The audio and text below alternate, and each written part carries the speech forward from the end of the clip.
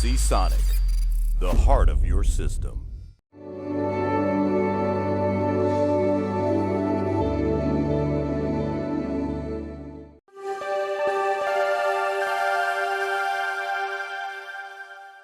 Alright guys, Dominic here for KitGuru. I'm actually in New York. We're here at the ASUS ROG press conference. I've been joined by Sascha Krohn. Some of you guys may remember we did a video with Sascha back in September when ASUS was launching some new laptops then. Here today we've seen a range of new laptops. So Sascha, first of all, just remind us, what is your exact business role? What is your title?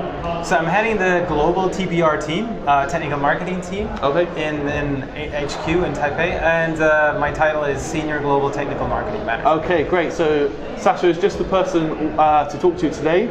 So this laptop in front of us was newly announced today. It's a brand new product known as the Zephyrus G. So Sascha, in a nutshell, could you just kind of sum up for us, what is the Zephyrus G all about? Right, so we now have a Zephyrus S, Zephyrus M, and Zephyrus G. G bringing it to a whole new price point and a whole new level, different segment. And very interesting, you still have the same Zephyrus design, so the design language is almost the same. If you have them side by side on a table, you can barely see the difference, so that's really cool. Sure. It looks very premium, it feels very premium. Yep. And yeah, like you mentioned, to come to that price point, there are some things that are, if for example the C part is plastic, but like we said, it's a really nice plastic. It has a very nice texture. It feels really solid. It is really solid. The keyboard backlight is only white, which for most people is actually perfectly fine. And personal preference, I'd actually prefer that. And yeah, weight 2.1 kilos. The thickness is around 1 millimeter more than the GX and the GU. So then the Zephyrus S and the Zephyrus M. Two other models that were announced today. Right, sorry for not clarifying that. Yeah, so the more premium ones are a little bit slimmer, but this one is like 1 millimeter thicker, but it's still under 20 millimeter, which still makes it really slim. It's around 2 kilos, so it's really light. And yeah, it comes with a 1660 Ti, and it comes with an AMD Picasso Ryzen R7 3750H. Which is a quad-core CPU, Ryzen so you're not getting a 6-core, and it's not an Intel CPU, but it is really nice, and you know, for gaming with a 1660 Ti, it's perfectly fine. So it's essentially a kind of entry-level Zephyrus kind of thing. It's taken pretty much, yeah. All kind of the high-end design of the more expensive Zephyrus. Some of our readers probably remember Leo recently looked at the Zephyrus S, which I think cost over £2,000. So we were told the UK pricing for this Zephyrus G is going to be $1,249, although we will confirm that. So it is very much kind of an entry-level Zephyrus. In terms of kind of that AMD CPU, some people might think, oh, it's not an Intel. What kind of performance are we looking at from that quad-core Ryzen?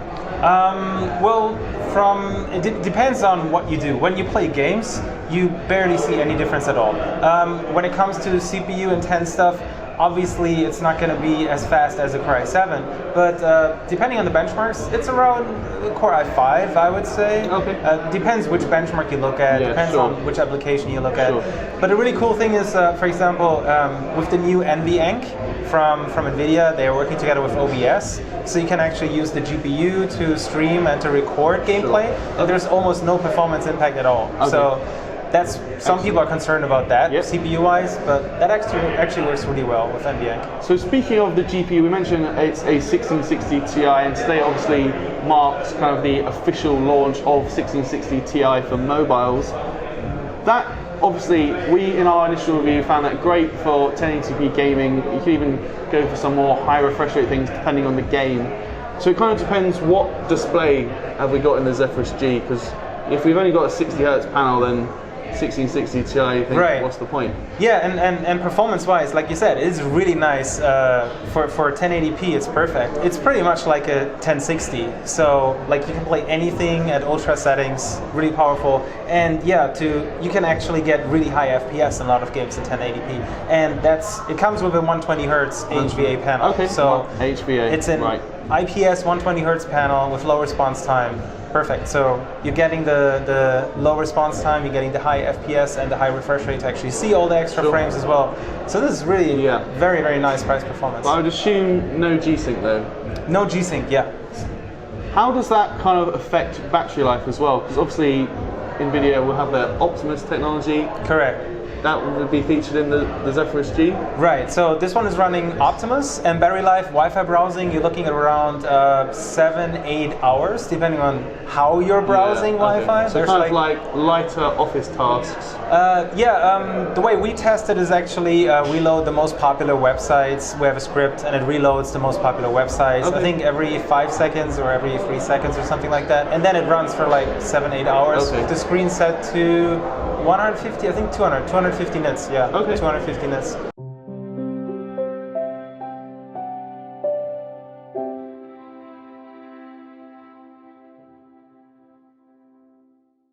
Because of the form factor and then kind of also, like you said, the impressive hardware, it kind of seems to me Zephyrus G could be this kind of like jack of all trades kind of thing. It's still portable enough to maybe take to college or to work, but then 1660 Ti, you can still, you know, more than good enough for 1080p gaming with the 120 hertz.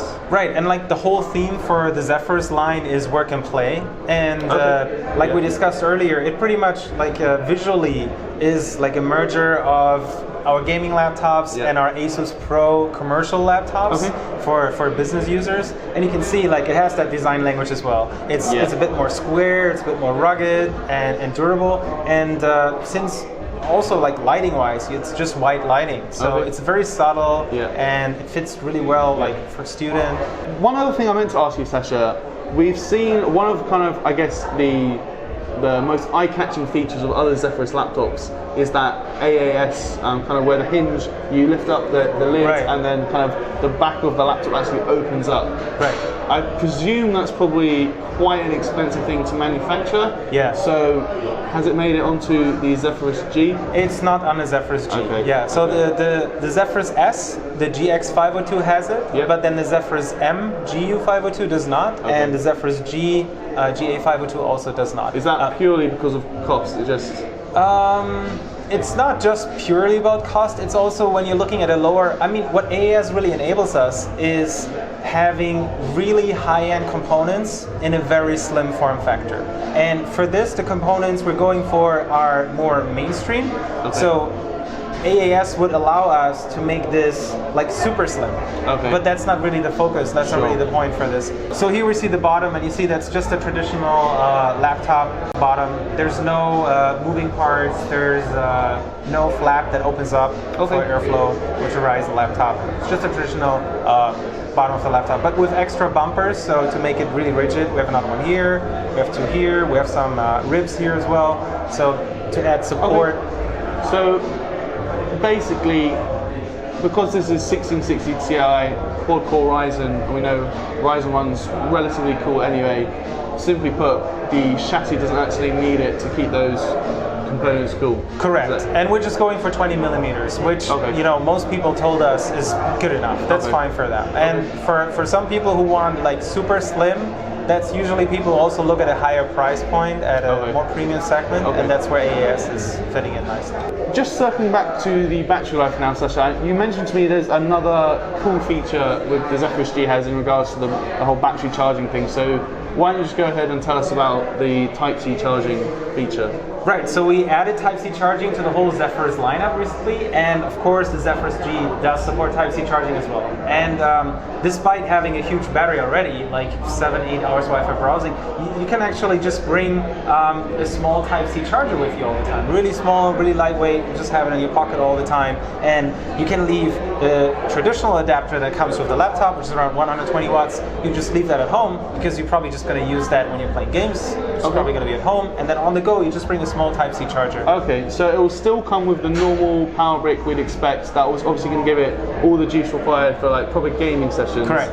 But if you don't want to lug that in your bag, obviously it's a thin and light laptop anyway, you could just bring a normal Type-C adapter and that'll still deliver enough power just for like web browsing, that kind of thing. Yeah, well, it depends what you're doing. If the system is sitting in idle, you're probably looking around 20 watts.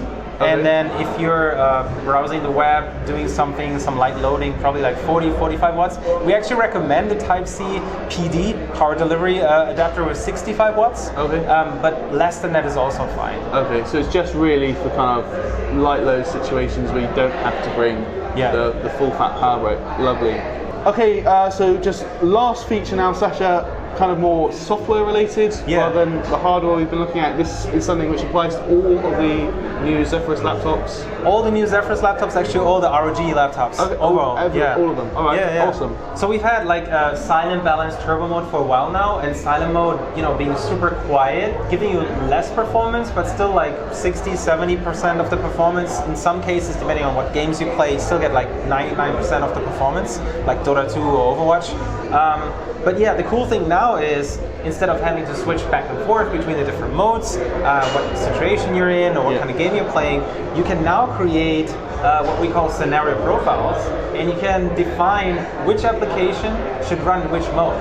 So as soon as you launch that application, it automatically switches to that mode. Right. So benchmarks you can, for example, set to turbo mode, or games you can set to turbo mode. Light loading games you can set to balance or silent mode, and Netflix, for example, or Chrome or Outlook you can set to silent mode, so the system is super quiet. So it's essentially just, you know, cutting out that little process of where you have to go and manually set the fans up, set it to turbo mode. It's basically just going to do that for you.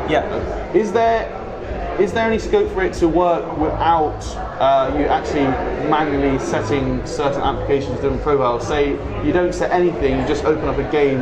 Is it going to detect it's a game and do turbo anyway, or do you have to specifically map a different profile to the different applications? So we're very careful with this because we're worried about doing something that we think makes sense, but maybe, you know, when you sit in front of your laptop, you scratch your head. Why is my laptop doing this now? Or it's like, no, that's not what I want. What the hell? Why are you doing this? So we're very careful with that, but we do plan to phase that in eventually. So we want to look at if most people, for example, let's say Netflix, set their system to be in silent mode when they watch a movie on Netflix, which makes sense, and you don't really need full performance for Netflix.